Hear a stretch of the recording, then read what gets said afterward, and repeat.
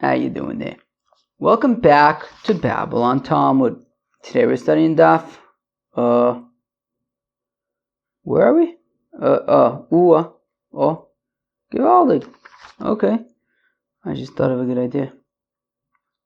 That's a good idea. What time is it? 5 o'clock. That's a good idea. Ooh, good idea. Okay. Okay. Daf Samachay. Samachay? Why not? Daf Samachay. The BavaBasra. Friends. My nephew Barak is having a hernia surgery right now, so we should learn that Barak's a good guy. Alright, let's go weiter. Alright, we're starting Daf Samach Daled on the base all the way at the bottom. Itmar Rav Huna Amar Rav Halacha Kedivrei Chachomim Rav Yirmiyah bar Abba Amar Shmuel Halacha Kirab Akiva. Okay, so Rav Huna says the name of his Rebbe Rav that halacha is like the Chachomim that mocher ba'ayin ra'a hu mocher. Okay, for Rav Yirmiyah bar Abba Amar Shmuel halacha Kirab Akiva that the halacha is like Rabbi Akiva that mocher ba'ayin yafe hu mocher. Givaldik. Amalei Rav Yirmiyah bar Abba Rav Huna. Now says Rav Yirmiyah bar Abba to Rav Huna, but 1 second.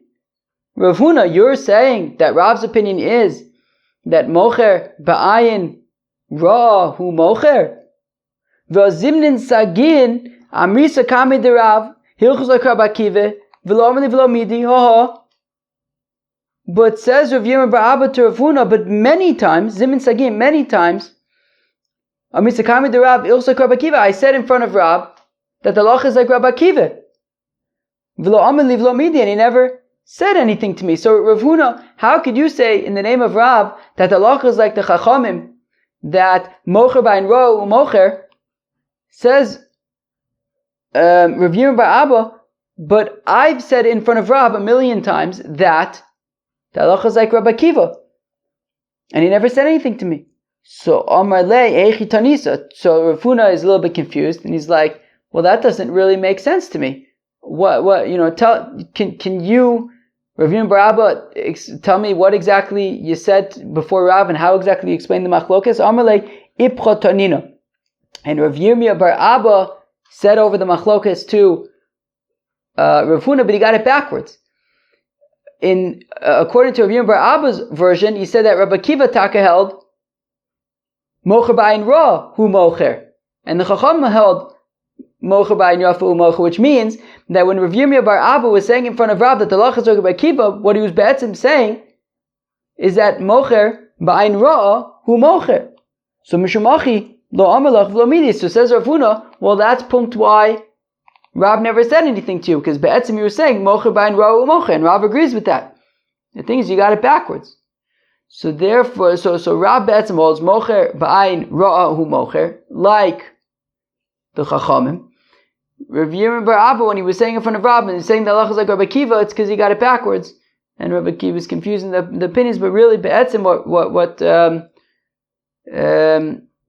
be'etzim, therefore, Rav Yirmiyah bar Abba was saying in front of Rav that the halacha is mocher ba'ayin ra mocher, and Rav agreed with that. Fine. Omar le Ravina le Rav Ashi lema ozdu le taimayu. So now, says Ravina to Rav Ashi, what's like the big chiddush here in the machlokes between Rav and Shmuel? Let's just say that be'etzim, that is their known shita. We already know their positions. The Omer of Nachman, Omer Shmuel, because of Nachman says the name of Shmuel, ha'achin shechelku, that if you have two brothers, Reuven and Shimon, and they're dividing up their father's estate. Their father had 2 fields. So Reuven takes one of them, Shimon takes the other one. Now, the one that Reuven takes is more inner than Shimon's, meaning that for Reuven to get to his field, he has to walk through Shimon's field. Right? It's behind Shimon's field. For Reuven to get to his field, he has to walk through Shimon's field. So the shaila is, does he have the right? Oh, by the way, Chevre, I made a mistake with the pit and the cistern. I only realized it this morning when I was learning. What daf was I learning this morning? Samach Ches or something? Samach Zayin, Samach Ches.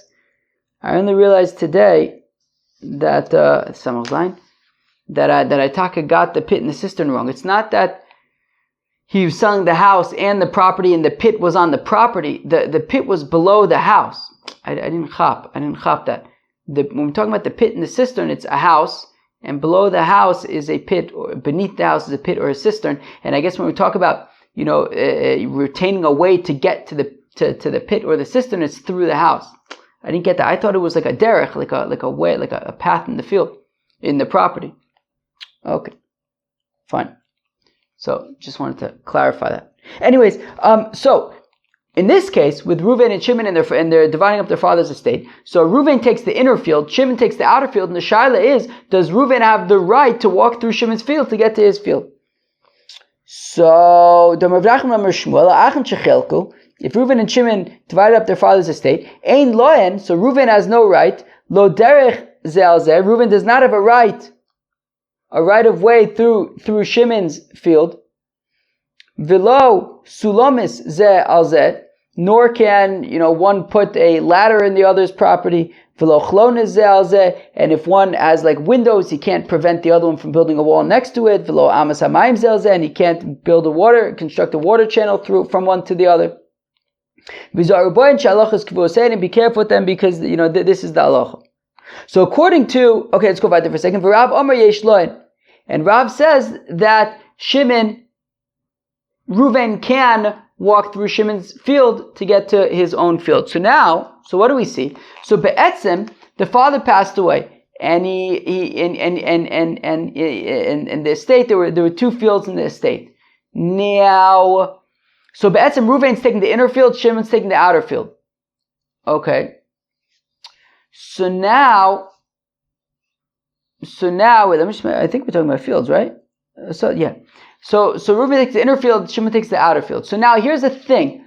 When the father was nifter, so be'etzem, Reuven and Shimon both had a right to the whole thing together, right? So the way they divided up is that Reuven basically sold his right in the outer field to Reuven, so he kind of sold his right to the outer field to Shimon, and Shimon kind of sold his right of the inner field to Reuven. So be'etzem, so the shaila is, when Reuven sold his right in the outer field to Shimon, so he's the mocher. Is it mocher ba'ayin yafehu mocher, which means he gave everything to Shimon, and he has no right of way to get to his own field, which is what Shmuel is saying, that mocher ba'ayin yafehu mocher, therefore he has no right to walk through Shimon's field to get to his own, which is like Rabbi Akiva, who says mocher ba'ayin yafehu mocher. And Rab says that Reuven can walk through Shimon's field because mocher ba'ayin ra hu mocher, that when Reuven sold to Shimon his right to the outer field, he kept for himself a way to walk through Shimon's field to his own field. So we see from this machlokes between Rav and Shmuel by inheritance that Shmuel holds like Rabbi Akiva mocher ba'ayin yafu mocher, and Rav holds like the Chacham mocher ba'ayin ra hu mocher. So this is already established. We've kind of already established there with the inheritance this machlokes between Rav and Shmuel and their respective opinions. So says the Gemara Tzricha, no, we need both scenarios. We need the scenario of be'etzem, the selling the property, right? A person selling his property, and do we say or his field, and we say mocher ba'ayin yafa u'mocher versus mocher ba'ayin ra u'mocher. And we also need this case of the inheritance, because the Ashminon Be'ahi, if we would only have the scenario of the inheritance, Be'ahi ka'amar Rab, that is where Rab says that Reuven retains a right of way through Shimon's field, not because of mocher ba'ayin ra u'mocher, but because of, he's going to make the argument, Mishum da'amle ba'ina le'meter be'ki echid daru be'avasi.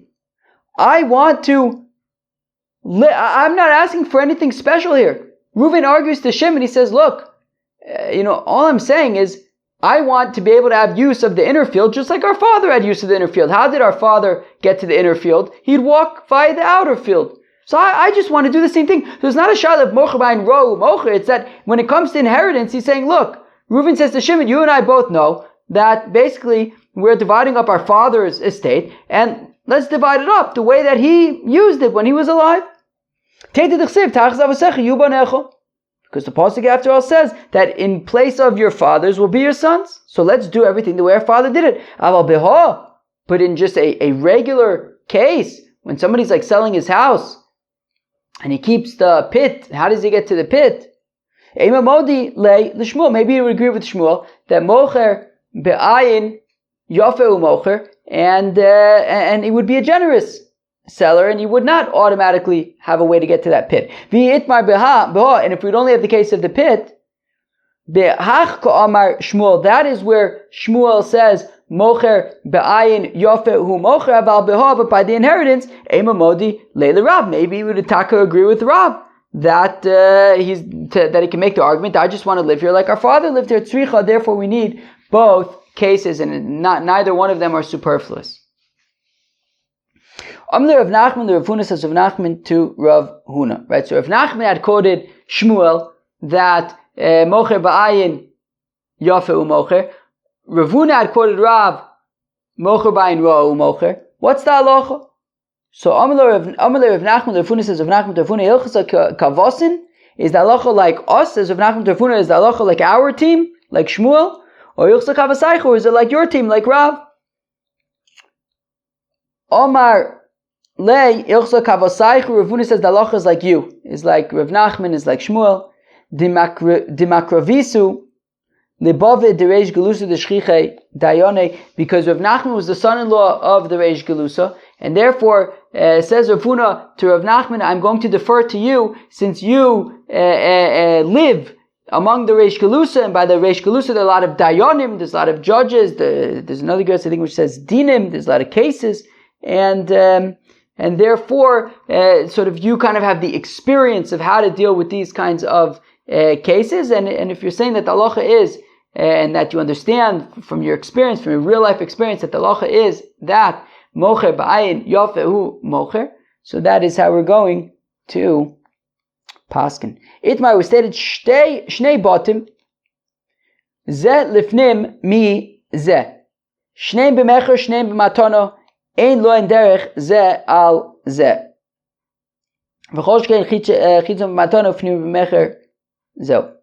So if you have Shimon, and Shimon has two fields, and he either sells both of the fields, one of them to Reuven, one of them to Levi, or he gifts both of those fields, one of them to Reuven and one of them to Levi.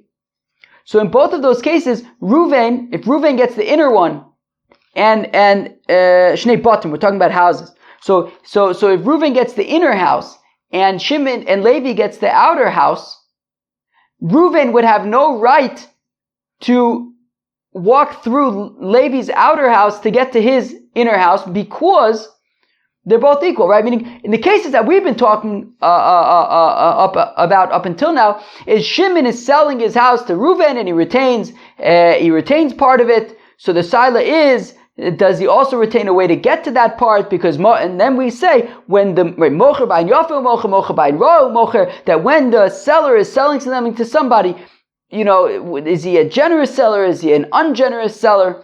But in this case, he's not retaining anything. He's gone. He's out. He had two houses, an inner house, an outer house. Shimon sold one of them to Reuven, sold the other one to Levi. He sold them to Reuven and Levi equally. And therefore, Reuven gets his whole house, Levi gets his whole house, and Reuven has no right to go through Levi's house to get to his own. Alternatively, if Shimon gifted the houses, he gifted a house to Reuven, he gifted a house to Levi, also, the gifts are equal. And Reuven has no right to sort of trespass on through Levi's house to get to his own. Just like Shimon sold Reuven or gifted Reuven an entire house, he sold or gifted Levi an entire house. And certainly, if he sold the house to Reuven and he gifted the house to Levi, because the assumption is that a gift is more generous than a sale. And therefore, certainly, if the inner house was sold to Reuven and the outer house was gifted to Levi, certainly he was giving Levi everything, and Reuven has no inherent right to trespass through Levi's house to get to his own. The shaila is about to be, what if it's fakert? What if he gifts the house to Reuven, and sells the house to Levi? So in that case, Reuven is the one receiving more of Shimon's generosity. So, right, because Reuven's receiving a gift, Shimon's buying it. So the shaila is, does Reuven have the right to trespass through Levi's house to get to his own inner house? So let's read this again. Itmar was stated, Shnei batim, zelef mizeh. If Shimon owns two houses, one of them is inner, one of them is outer. Shneim b'mecher. Now, if both of them were sold, one sold to Reuven, one sold to Levi. Shneim b'matana, or both of them gifted, one gifted to Reuven, one gifted to Levi. Ein loin derech ze al ze. So Reuven has no right to walk through Levi's property to get to his own. V'chol sheken, it's certainly chitzon b'matana ufnimi b'mecher. Yeah, I don't know what I just said. I feel like maybe I said something backwards, but the principle should still stand though. Maybe I said, I don't remember what I may have said something backwards. But kol sheken chitzon b'matana, if the outer one was gifted, if Levi's was a gift, ufnimi b'mecher, and Reuven's was a sale, which means that Shimon was displaying more generosity to Levi in gifting him the outer house, certainly Reuven does not have any right to walk through Levi's gift to get to his own house that he bought. Okay, but the shaila is, I hope I didn't get this backwards when I was explaining it. I don't know, but even if I did get it backwards, but nonetheless, the principle I didn't get backwards, which is that a gift is more generous than a sale. Now the shaila is chitzon b'mecher. If the outer one has been sold to Levi, ufnimi b'matana, and the inner one has been gifted to Reuven, the shaila is when Shimon gifted the inner house to Reuven, did along with that gift come the right to walk through Levi's house that he bought? So Sofamina Einlan derech zelzeh. So initially they thought to say there's no difference. There's no difference. Reuven gets his gift. Levi buys his house, and Reuven has no right to go through Levi's house to get to his own. Velohi, but that's not true, because Milot Tanan, don't we after all learn on Daf Ein Aleph, Bamed Vamamurim, when do we say Mocher ba'ayin ra'a hu mocher? B'mocher, that's by mocher. Mocher ba'ayin ra'a hu mocher. Aval b'nosein matana, but by giving a gift, nosein es kulon. But nosein, a gift, would be nosein ba'ayin yofe hu nosein. So alma man diyoiv matana ba'ayin yofe yoiv, hochnami man diyoiv matana ba'ayin yofe yoiv. That when somebody gives a gift, he's doing it ba'ayin yofe. And therefore, when Shimon gifted the house to Reuven, he did so generously. And when he sold the house to Levi, mocher ba'ayin ra'u mocher, and therefore, basically, Reuven has the right to go through Levi's house to get to his own. Zok the Mishnah, mocher aboyis, somebody who sells a house. So Shimon sells his house to Reuven. Mocher es adeles, okay, so along with the house is sold the door, because the door is kavua, is fixed, it's part of the house. Avalo es amaftech, but not the key. Okay, but not the key.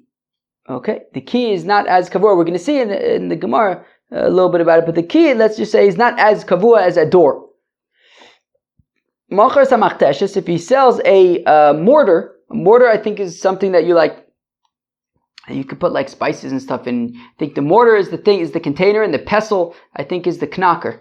So mocher samachteshes kavua. So if you have a mortar that is like fixed and it doesn't go anywhere, so that's included in the sale. Avaloasa mitaltelis. but not a mortar that like you first built the mortar and then like attached it to the house or something. Mocher it's strobil. I have to look up these translations. I don't really remember how to. These gets into like technical. What daf is this? Samach hey. What daf is this? Oh, samach hey. Okay, where? Oh, I see. Okay. Where am I? Mocher said strobil. If he has sold the mill ring, I don't know. I guess apparently around a mill there was a mill ring. And I guess that's kavua, and therefore it's part of the sale. Avalos akeles, but not the hopper. I guess a hopper. Who knows what a hopper is? Anybody know what a hopper is? But whatever a hopper is, apparently it's not kavua. It's metaltlin. It moves. It's movable. Not a oven, and not a stove. Right? Those things would not, right? Because they're metaltlin. Right? So the things that are kavua would be included in the sale, but not the things that are movable. Now, however, if what Shimon said to Reuven is, I'm selling you the house and everything in it, well then, then all these things are sold. But the Rashbam points out, in the first Rashbam of Samachei Amud Beis, Tashmishin, Hamitatlin Avol Shar Mini Tashmishte, Lo Mizdabne Va'avagav the Omar Komashi B'socha Animocheloch, Shaluiba B'loshin Zeh, Ela Tashmishin Am Yuchodin L'Bayis Zeh, He's only selling things that are specific to this house. Like even the things that we talked about, we said, right. We said, for example, an oven and a stove are not included in the sale. But if he says, then an oven and a stove are included in the sale. Now, an oven and a stove are kind of housey kinds of things. Right? I live in my parents' house, of course. Thank you, Mom and Dad. I live in my parents' house. And they have a stove and an oven. I don't take it nowhere. I don't usually see people walking around with stoves and ovens. I don't see people lending out stoves and ovens. Now, granted, the stoves and ovens that we have are more kind of fixed than they used to be, apparently. But still, like, it's a kind of thing that is kind of a housey kind of thing. So it's movable, and if you include it in the sale, it's included. But like a computer, or like, a guitar or something, that would not, if you say I'm selling the house and everything in it, it doesn't include like, your shoes. It includes things that are kind of movable, but are kind of housey.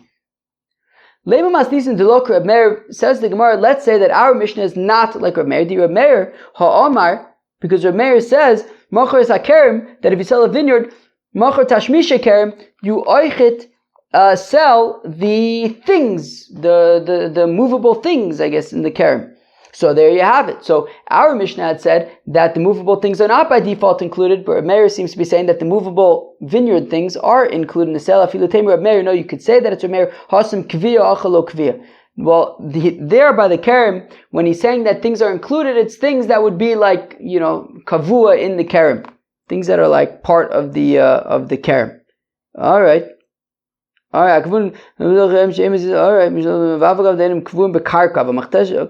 don't know what these instruments are, but I guess there are vineyard kinds of things that may not be fixed in the ground, but they're kind of, they don't go nowhere.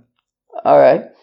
So where am I? So we say that, so Reb Meir, when he says that the movable things in the vineyard are included, those are things that are nonetheless kind of pretty kavua. But you could say that Reb Meir would agree with our Mishnah that that the movable things in our Mishnah would not be included in the sale. But so I feel that Reb Meir also kviya achalo kviya. But one second, but is that really the case? But one second. Our Mishnah, when it's talking about metaltlin, it's also talking about things that are technically movable but aren't really practically movable, because it talks about the delis and the mafteach, that we compare the delis to the mafteach, that I guess there are some keys that like you don't I don't know, that are just permanently there. Like you don't go out, it's not like a key that you throw in your pocket. Okay. Yeah, I don't really know what that looks like, but okay, so we're talking about a key that's kavua, and still our Mishnah says that it would not be included. So, rather it makes sense to say that our Mishnah is taka not like Reb Meir, because the things that Reb Meir is saying would be included in the sale, our Mishnah is saying they would not be included in the sale. Somebody who sells a house, mocher es adelis, so he also sells the door, as we said in our Mishnah, vesa nogur vesa manul and the noger. What's the noger again? The bolt. The exit bolt. So if you sell the house, you also sell the door and the bolt, vesa manul and the lock. Avalos maftech, but not the key. Okay, as our Mishnah said, if he has sold the mortar that was carved out of something already attached to the ground, but not the one that was already carved and then attached, just like our Mishnah said, right? If you have a mortar that was like, part of the house, so like always part of the house that was etched into the house, so then that is included, but not a mortar that was created and then later attached to the house. Mocher it's drobel if he sold the mill ring. He sells the mill ring of aloas akelis, but not the hopper. Lo satonav lo sakirayim v'lo serichayim, and not the oven, not the stove, and not the hand mill. Okay. Anything attached to the ground is considered like the ground. So the nafkamina being the mortar that was separate that you then attached to the house. Rabbi Eliezer would say, if it's attached to that, right, it would be considered like karka, would be considered like the house. Now, if Shimon, the seller, says to Reuven, the buyer, I'm selling you the house and everything that is in it, then everything is sold. Benkach uvenkach lo macher es abor velo es adus velo seyetzia. Now, but in any event, no matter whether he says I'm selling you the house or the house and everything in it, he does not sell the pit or the cistern or the yatzia. What was it? Oh, the annex, right? Yeah, the annex, not the annex. All right, friends, that was Daf Samachet. BavaBasra. Hope you enjoyed. Peace out.